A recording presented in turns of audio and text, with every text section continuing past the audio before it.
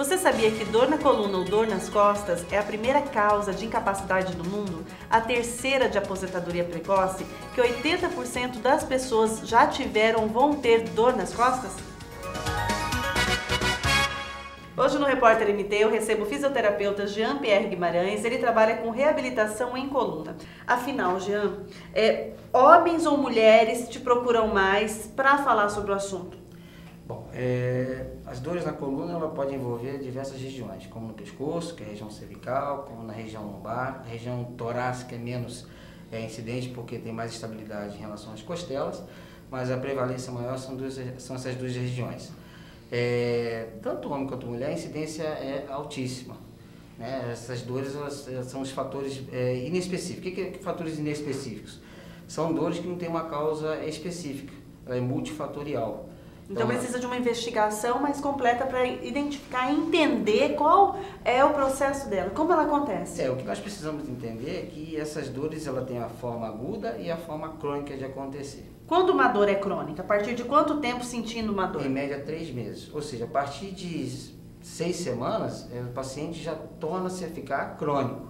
Ou seja, é um paciente que tem essa dor constantemente, dependendo da intensidade. O paciente motivado, ele tende a sentir um pouco menos dores, e o paciente desmotivado pode estar associado com a intensidade da dor maior. Ou seja, o fator biopsicossocial pode estar influenciando. E o que é fator biopsicossocial? Nós somos um ser biopsicossocial, então esses fatores estão relacionados, ou seja, não é só o físico. No meu aspecto biológico, a minha constituição física. Existe o sistema nervoso central que está muito relacionado com a dor hoje. Existe uma situação que nós chamamos de sensibilização central. Isso é a região do cérebro que está entendendo que tem uma ameaça e ele manda sinais como se fosse uma comporta para a região do tecido, aumentando essa intensidade da dor. Nossa, e a dor nas costas, eu já tive dor nas costas, é algo que incomoda muito. E quando a gente pensa que 80% das pessoas já tiveram ou vão ter, é um número muito alto, assim, é realmente preocupante. Existem maneiras de prevenir isso? Existem maneiras de cuidar da saúde da coluna, evitar a dor nas costas? Existe uma forma que o ser humano precisa se movimentar. Então aquela história, tô com dor nas costas, tem que ficar de repouso, não posso mexer, isso é coisa ultrapassada. Quanto mais rápido sair da posição de repouso, ou seja, ficar inativo, é melhor. Ou seja, o ser humano precisa ter movimento. Claro, desde uma orientação pelo fisioterapeuta, pelo médico, até mesmo pelo educador físico, saber a hora de trabalhar mais intenso. Mas ele precisa fazer movimento. A coluna não é de vida, a coluna é forte. Ela tem músculo, são ossos, são ligamentos. E tem amortecedores que são os discos intervertebrais. E essa região ela precisa de movimento. Então, quanto mais cedo sair da inatividade, é melhor.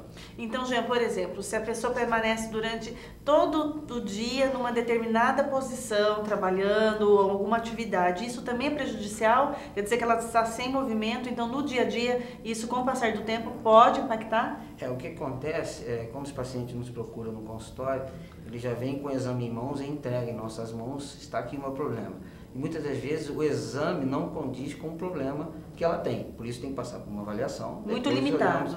Tem que passar por uma avaliação, essa avaliação a gente chega a um exame clínico e investiga se tem relação o exame de fato com a clínica do paciente. Então o que acontece? Esses pacientes, ao ver esses exames, eles podem ficar com uma hipervigilância. O que a gente fala sobre, o que a gente tem como, digamos assim, ao ver essa imagem, o paciente fica com medo. Se impressiona e fica com aquela ideia fixa. Aí acontece, ele fica com medo de abaixar, pegar algum peso. Então eu não posso fazer mais nada, isso não é o certo. Posso carregar meu filho, não posso ajudar minha mulher com as compras? Não, ele tem que fazer o movimento, desde que tenha a possibilidade daquele momento com a patologia instalada, ou seja, a doença. Quais são as doenças de coluna? Como a gente falou, as dores na coluna, em especial lombar, podemos dizer assim, elas são inespecíficas. Mais de 90% dos casos são inespecíficos. O que é isso? É multifatorial. Mix de fatores. Uma delas é o fator biopsicossocial, que não é só o físico. Existe uma relação da questão emocional que pode estar atrelado, ou seja, o paciente... O emocional desencadeia a dor. Um paciente com quadro depressivo, ele pode ter uma intensidade maior da dor em estágio crônico, digamos assim. Então, isso pode estar contribuindo para a intensidade aumentada da dor. O paciente motivado, ele tende a melhorar mais rápido do que um paciente desmotivado. Motivado é mais feliz. Assim, Por exemplo, se o paciente acreditar que o tratamento que ele está fazendo é possível melhorar, ele tem uma resposta mais rápida. Se o paciente que não acredita naquele tratamento, onde ele acha que só o procedimento cirúrgico melhora, o tratamento conservador, que é medicamento e fisioterapia, tende a não ter uma resposta eficaz. Jean, isso é um avanço, né?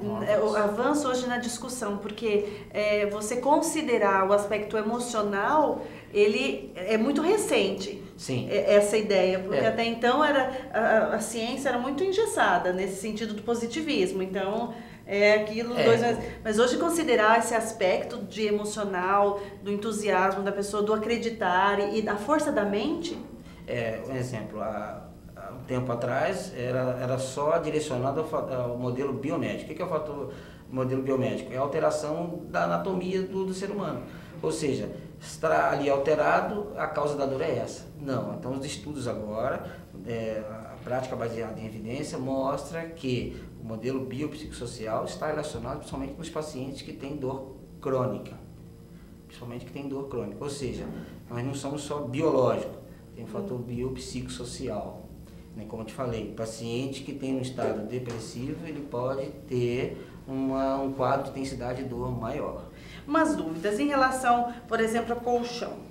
Colchão, ele realmente interfere em dor nas costas, dor na coluna? Se a gente for buscar na literatura, não tem um colchão que fala assim, a densidade 33, a densidade 45 é o melhor. O melhor colchão... Aquele duro, igual chão.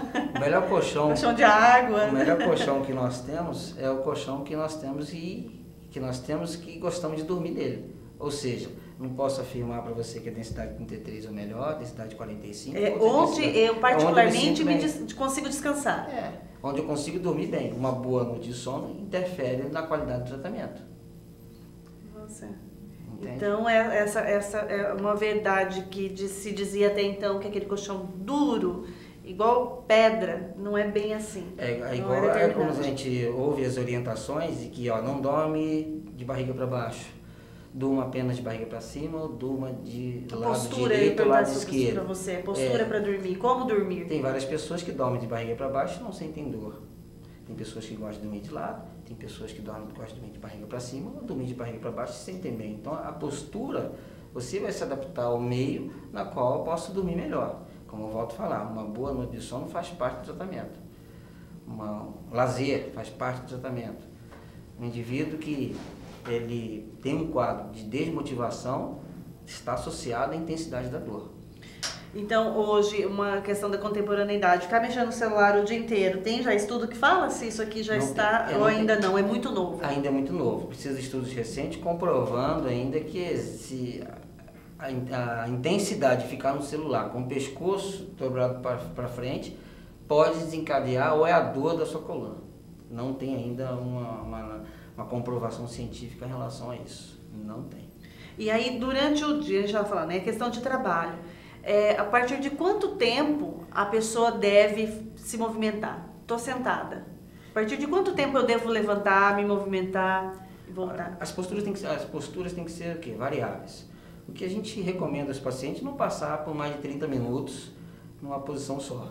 Ou seja, movimentar, levantar, estou sentado no computador, levanta, toma água, toma um café, movimenta o corpo. A partir do momento que você sai daquela posição, você sai da posição viciosa. Mas a maioria não faz isso, né, Jean? Não é muito fácil, mas o paciente, existe hoje uma educação chamada Educação em Neurociência da Dor. Essa educação é orientar o paciente, principalmente os pacientes crônicos, é orientar os pacientes de como sair desse processo de foco da dor. E como eu falo, sair do processo de foco da dor? É ele fazer algo que sai daquele pensamento de dor. Distrair. Tentar buscar algo que tire, né? Assim, que ele pense em outra coisa. Perfeito. Isso a gente orienta. Veja um filme que faz que você dê risada. Vá a um lugar que gere prazer. Então isso ajuda, assim, em casos de dor. Como eu te falei, é um modelo biopsicossocial. Isso interfere, e muito. Então, a literatura traz isso muito bem explicado e evidências de grande impacto. É como se o tratamento hoje ganhou uma complexidade quando a gente pensa em dor na coluna. Ele não se resume a só específico tratar o fisiológico, ele é muito mais completo. É muito mais completo, ou seja, eu posso ter 10 pacientes com o mesmo diagnóstico, dor lombar crônica. Eles vão relatar formas diferentes, então é mais complexo tratar, não é fácil, mas os pacientes precisam passar por uma educação neurociência da dor, ou seja, é orientar o paciente... Uma educação neurociência da dor. Isso. O que acontece? Os pacientes precisam ser orientados pelo profissional da saúde de como lidar com essa situação.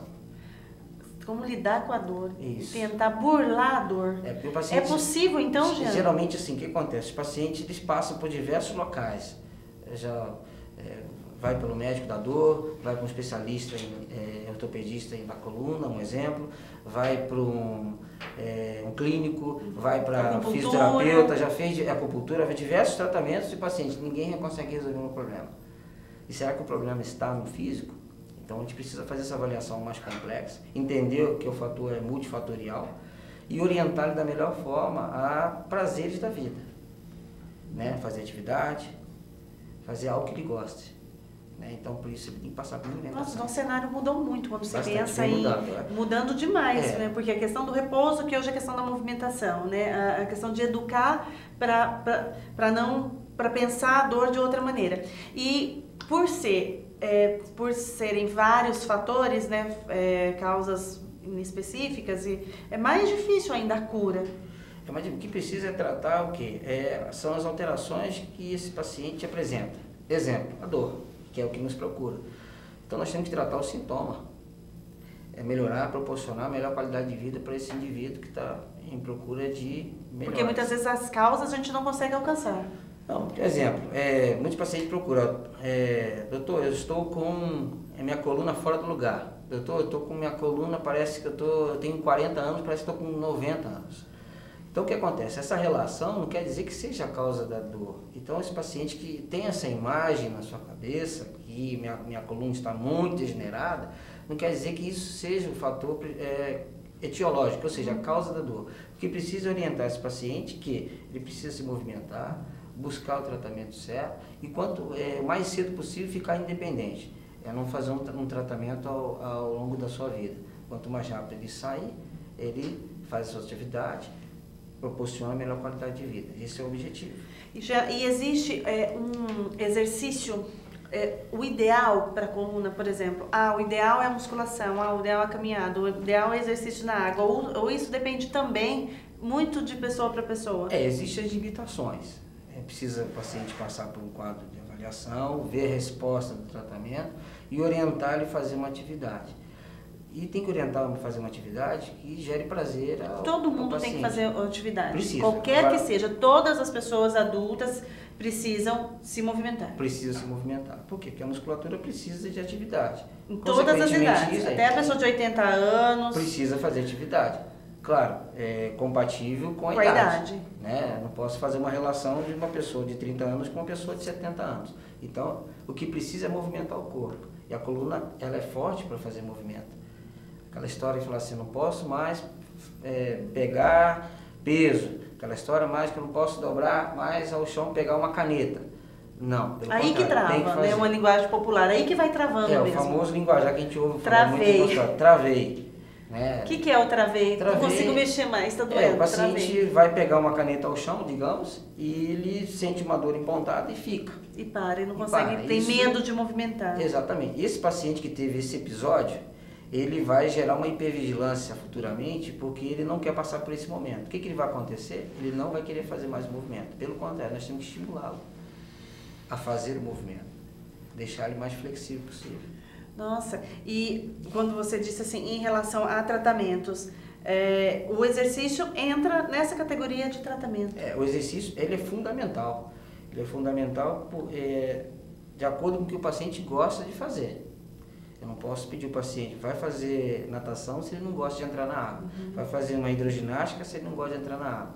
Eu tenho que conversar com o paciente, entrar num acordo com ele e ver a possibilidade de fazer com ele e ele assumir a responsabilidade que vai fazer. E já essa orientação, né, atividade física, ela deve ser orientada, por exemplo, a pessoa vai para academia, eu sei mexer nos aparelhos, eu tô com dor, mas eu consigo. Isso é preocupante?